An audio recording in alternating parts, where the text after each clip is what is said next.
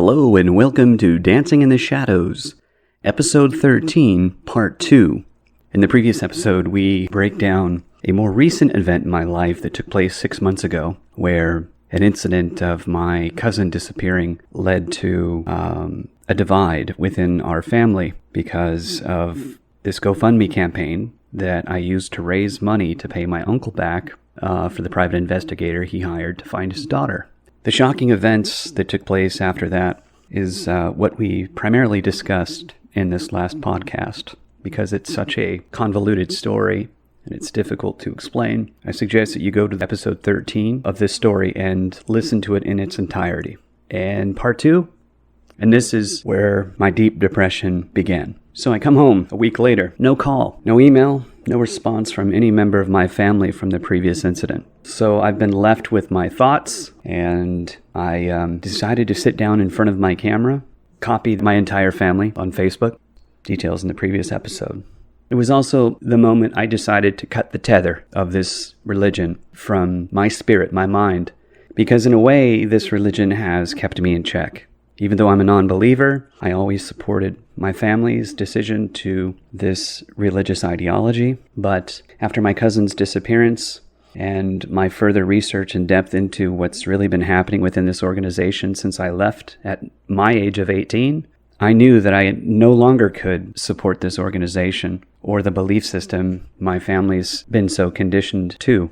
Because it's not a religion of truth. I mean, if you take the original text, and I'm going to get biblical here. The original Greek translated text is about the closest you can get to the original document. The Jehovah's Witness religion came much later than the Greek translation, much later. And if you compare the two Bibles, it is clear that the Jehovah's Witness organization changed valuable information and text within the Bible to subvert Christianity as it was supposed to be worshipped. Anything less than that is a false god. Satan is clever and will do what he needs to do to dissuade worship of Jesus Christ. And in this religion, I'd say he succeeded admirably. On camera, I discussed the events that happened. Also shared the story of my friend Brian. When I was in the religion and I was growing up, my friend Brian was disfellowshipped from the religion. He killed himself because the family shunned him. He had no support structure. He fell into deep depression, got into drugs, alcohol, and gangs. And the end result was him taking his life in his room with his baby. That was a wake-up call for me. That was my rebirth. Brian was a big part of my life growing up, and him gone really started to open the veil so that I could see. There's some good news in this story. I found my cousin, and she's okay. She indeed ran away from the Jehovah's Witness religion, and it's something she had been planning for a long time. And she told me personally that at 14 years old, her mom and dad suspected that she didn't believe anymore. And she denied it because they said that if they found out that she was no longer a believer, she'd be out on the street on her own. She was 14 years old at this time. This is from her email to me.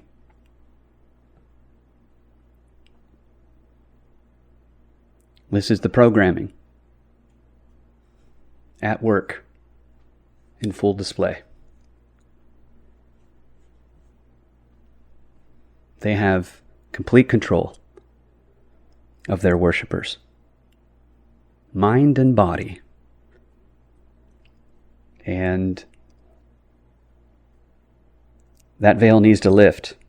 The truth needs to come out. That's why I'm sharing this information.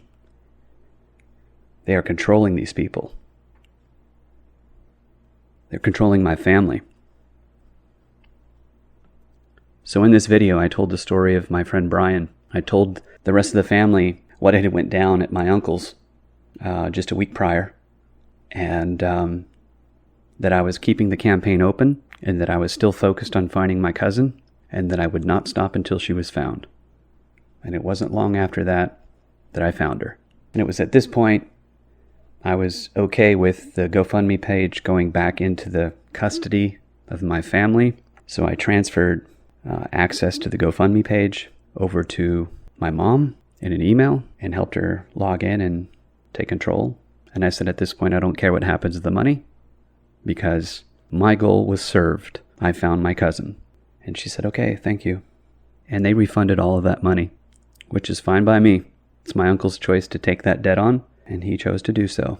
But after I recorded this video and I sent it out to all my family members, I just wanted to bring transparency back into the family. There's always a lot of talk behind each other's backs, and I was done. I was done with this. Being somebody who was kind of on both sides, I was like a go-between, a filter between the two. And I was always trying to talk sense into each of them. And it just wasn't working. The division in this family is so great that I think in a lot of ways the word love isn't even felt anymore between some members of my family. They might say that they love, but that's optics because they do nothing to show it. It's just different. I have friends that have treated me more like family than I've ever felt before in my life, with love, real love. You can know the difference if you feel it. Real admiration, real encouragement, real strength. And what I did next is what pushed me into the depths of darkness. I chose to disfellowship myself from every member of my family that follows this cult religion. I wasn't going to be a part of the division anymore. I was done. I was taking a righteous stand against their cult programming. Deep down they know, but they don't have the courage or the strength to face reality. And I don't know that they ever will. But my action, as hard as it was, it needed to be that seed in their mind in hopes that it would grow. I'm glad I can tell this story now because there's no way I could have started this a month ago and actually got through the story. I was still in it. The important thing is my cousin is safe. She's still in hiding, but she's safe. I have confirmation. My uncle publicly on a tagged family chat on Facebook, he never wants to ever speak to me again. He wants nothing to do with me. And to never call him again. After all I did for him, his wife, and his daughter, that's something he's going to have to live with. Or perhaps repair, because I'm a loving person and I would accept his apology. But that would require him to turn his back on what he's known his whole life. But I hope someday soon he realizes that what he's been following has been a terrible, terrible, mind-warping cult. A corporation destined to collect their worshippers' money. Sure, they put out material that's good. They do. They do put out some good material. But it's intermixed with their programming. It's not the religion itself that I've had a problem with for the most part. It's the programming. It's the two-witness rule. It's the blood rule. It's many things that need to change before I could accept it as a religion. The people need free will. They need to feel comfortable believing or questioning what they're being taught without repercussion. They need the veil of cognitive dissonance lifted.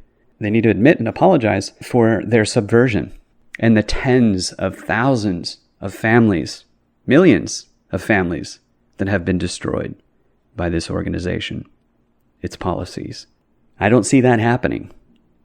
Therefore, I don't know that I'll ever receive an apology from my uncle for bringing him the real truth. This is going to be the end of the first season. And the next chapter, I will be bringing you soon, actually. The next season, season 2, is going to happen real soon. And that is going to catalog and catch you up on from my 18th birthday to my 47th birthday. So we have ground to cover here. And I just want to thank you all for listening, for helping me through this difficult time in my life. I also want to give a shout out to John Cedar's channel on YouTube. Lloyd, I've tried reaching you when I was going through this situation. I know you have a lot on your plate. I just want to thank you for really helping me awakened to the policies within this organization. So thank you. I'm going to sign off for now. Thank you for listening to Season 1 and being a part of my journey. And the adventure is just beginning. There's so much happening in my life right now that is going to encourage so many of you out there that may need that extra push to cross whatever finish line is ahead of you.